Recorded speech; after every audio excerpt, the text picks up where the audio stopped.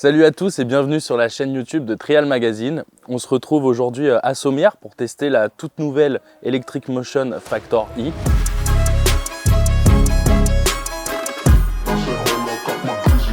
Il y a eu beaucoup de modifications qui ont été faites dessus.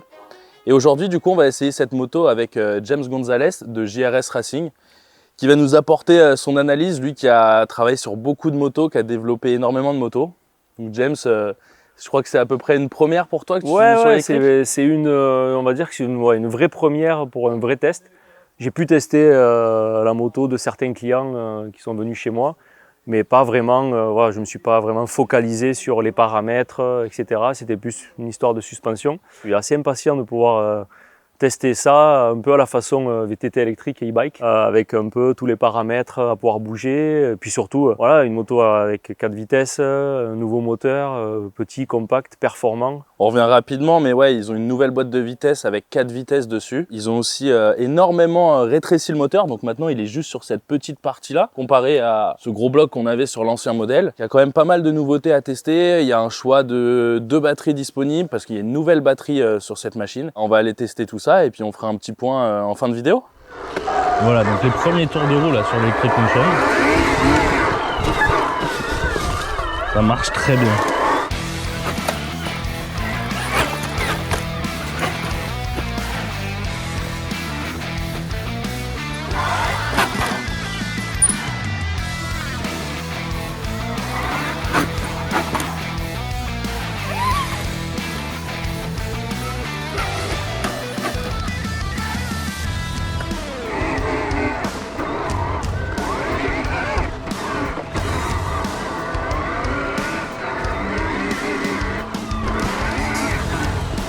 C'est un peu déconcertant en fait de pas avoir le bruit du moteur, mais c'est vrai que maintenant, vu qu'ils ont rajouté une sorte de ralenti, comme là, c'est-à-dire que là je suis arrêté, mais je suis au ralenti, on entend un petit peu le ralenti, donc c'est vraiment, c'est pratique.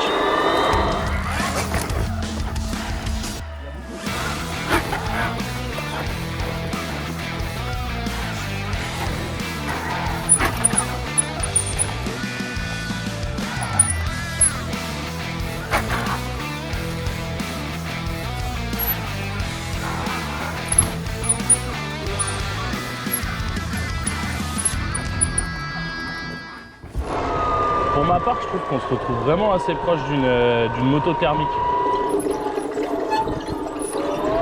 Le fait de pouvoir faire tirer ce qu'on n'avait pas sur les... Moi j'avais essayé le tout premier modèle.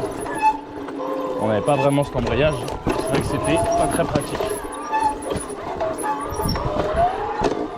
Donc là du coup on teste la map 2. Donc en fait c'est juste le simple pression sur un petit bouton là. Et on passe en map 2. Donc on peut voir sur l'écran, on a le niveau de la batterie aussi, les km/h, la map et l'autonomie. Voilà, moto franchement c'est vraiment sympa.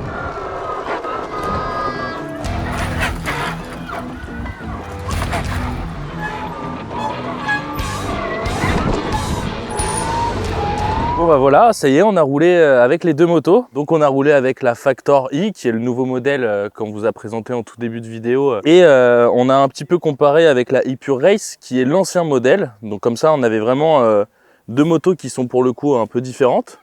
Et toi, du coup, James, qu'est-ce que tu en as pensé un peu? Déjà très surpris, pour être honnête. Bon, comme tu dis, on a commencé par la moto de l'an dernier, l'ancien modèle, qui déjà allait bien. Hein, je me suis déjà même surpris à faire certaines choses où j'ai l'habitude de rouler ici sur Sommières.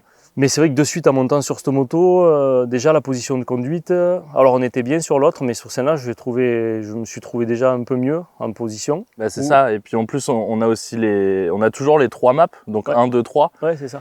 Donc de la moins puissante entre guillemets jusqu'à la plus puissante. Et ouais. Le fait de rajouter en plus les vitesses dans chaque map te permet d'avoir un nombre de possibilités énorme. C'est ça, c'est ça. Pouvoir jongler sur tout, sur différents obstacles. Ouais. Alors j'ai essayé un peu toutes les maps. Pour être honnête, la verte, je l'ai de suite mis de côté. Donc la map 1. Voilà, oui, pour un niveau senior 1. La map verte, je la vois très bien pour voilà, le client qui va rouler de initiation à S4, S3. Même un bon S3 peut rouler avec. Ouais. Je pense qu'à partir de S2, voilà, il faut qu'il commence à mettre la bleue. Et puis, ou même sur certains passages, la rouge, si vraiment il y a besoin d'avoir vraiment du couple sur une grosse montée. Mais bon, la bleue est largement suffisante. Pour être honnête, j'ai roulé 80% du temps en bleu. Bon, l'embrayage, rien à dire, très souple, il lâche, enfin, je veux dire, parfait, précis. Moi non plus, j'ai rien à dire sur l'embrayage, très agréable. L'embrayage est zéro faute. Et après, je me suis retrouvé avec ce défaut où il manquait vraiment de réactivité sur les premières ouvertures de gaz, où ça m'a même un peu surpris, et ça m'a surpris une paire de fois. Et du coup, tu avais cette sensation de vide avec d'un coup le moteur super plein, parce que le moteur est vraiment très puissant. Il y avait un peu ce déséquilibre-là qui était difficile à jauger. C'est aussi pour ça que je roulais avec la bleue. Il faut savoir qu'il y a énormément de paramètres et qu'on peut vraiment paramétrer la moto. Enfin, il y a vraiment beaucoup de... On peut vraiment jouer on peut la personnaliser en fait, voilà, vraiment à sa sauce et faire un peu tout ce qu'on veut sur cette moto. Exactement. Et quand on a commencé à toucher, monter le ralenti, augmenter le couple au départ dès l'ouverture de gaz, on a vraiment modifié des choses. Et je me suis retrouvé à la fin assez bluffé par le caractère de la moto. Et ils m'ont dit que même pour les pilotes, etc., il y avait moyen d'aller plus. Je serais même curieux de l'essayer, honnêtement. For example, as you can see, you can touch the throttle setting through the throttle range and dead zone parameters. Regenerative braking force, the power, top speed, reactivity, or even the TKO activation. Et la partie cycle, pour moi, je pense que de toutes les motos que j'ai essayées, c'est la meilleure partie cycle pour moi en ce moment. L'amortisseur arrière, la fourche, tout, je la trouve vraiment facile et très très confort. Moi, je te rejoins surtout sur la partie cycle au niveau de l'arrière. Je trouve que l'arrière est très agréable. Une fois qu'on a posé l'arrière après un déplacement, ça bouge plus. Il n'y a pas de rebond, ça renvoie pas à gauche, à droite. Non. Moi, le petit truc, c'est que je trouve l'avant peut-être un peu lourd. J'ai peut-être plus de mal. Alors après, c'est peut-être que ça vient aussi au niveau du moteur, vu que c'est électrique et que c'est une conduite un peu différente. Mais j'avais plus de mal à retourner la moto, à bien taper l'avant et tout. J'ai eu un peu cette sensation de lourdeur au début, comme je t'ai dit, quand on n'avait pas fait les modifs. Ouais. Et quand on a fait les modifs, que du coup il y avait plus de couple et qu'elle sortait déjà un peu plus. Tu n'avais pas besoin. Pour la même ouverture de gaz, elle avait plus de réactivité. Ça m'a vraiment changé la donne. Après, pour être honnête, j'ai eu peur d'essayer un peu des grosses marches parce que vraiment la moto, il y a des watts. Je me suis fait surprendre aussi pas mal de fois où du coup j'arrivais pas à taper l'avant. Non. Parce que je faisais un peu cirer comme avec une thermique, je mettais les watts et d'un coup ça part et en fait ça part vraiment très fort. Et ça m'est arrivé de louper quelques fois l'avant et d'arriver direct au sabot sur la marche. C'est ça. Il faut vraiment une adaptation. Après on est habitué à rouler avec des motos thermiques qui ont du bruit, on se fie énormément au bruit.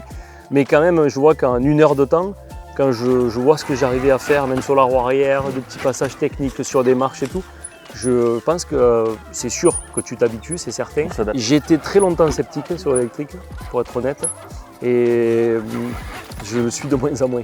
Et je dirais même, je les connais toutes les thermiques, et pour moi c'est la moto aujourd'hui, celle-là c'est celle qui a le plus d'inertie. Elle a une inertie de malade. Ouais. Elle allonge énormément, et quand tu mets même les vitesses, j'ai essayé un peu sur l'interzone.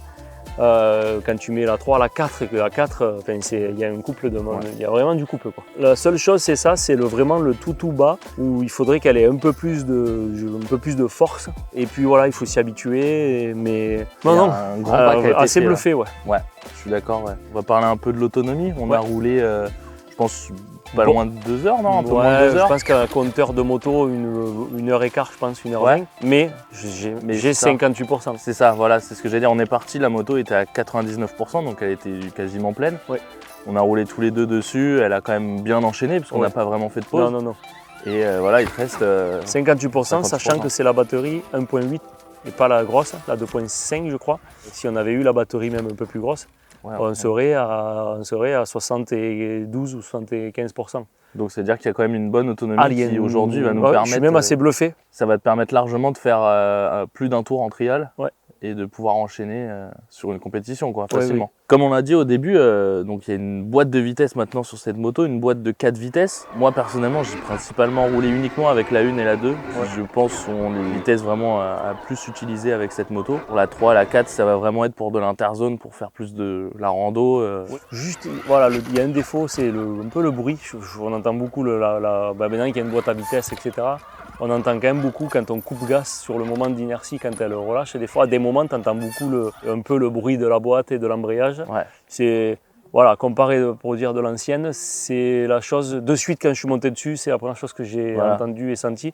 C'est aussi logique, il y a des pignons, il y a tout qui tourne. C'est ça. Et puis on n'a pas le bruit du moteur, encore une fois, exactement. qui camoufle pour le coup sur une thermique beaucoup de bruit. Et c'est vrai que quand tu roules avec, que tu descends d'une marche et que ça tape, et ben on entend plus l'amortisseur, on sent plus le cadre qui va un peu craquer. Donc voilà James, pour faire le bilan un peu de cet après-midi avec Electric Motion, je pense qu'on peut dire quand même que ça reste, c'est une très bonne moto maintenant, qui est quand même très aboutie. Elle est adaptée à un pilote de haut niveau, comme à un pilote qui souhaite plus débuter le moto et progresser au fur et à mesure le niveau.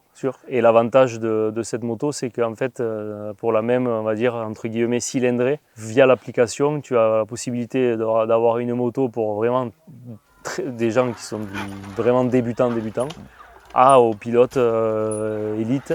Je pense aujourd'hui, sincèrement, que la moto est vraiment, voilà, aujourd'hui une 300 gaz ou dans ces motos-là, ou bêta, ou voilà, dans toutes ces...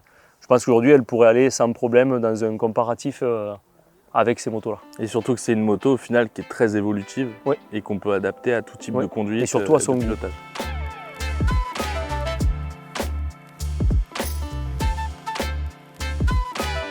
Merci d'avoir suivi la vidéo. Et on va vous poser une petite question quand même. Est-ce que vous pensez que pour que le trial continue à vivre, il va falloir passer à l'électrique? Donc n'hésitez pas à nous dire en commentaire. N'hésitez pas à vous abonner sur nos réseaux sociaux, sur Facebook, sur Insta, à la page Instagram de James, donc JRS Racing. Et puis on vous dit à bientôt.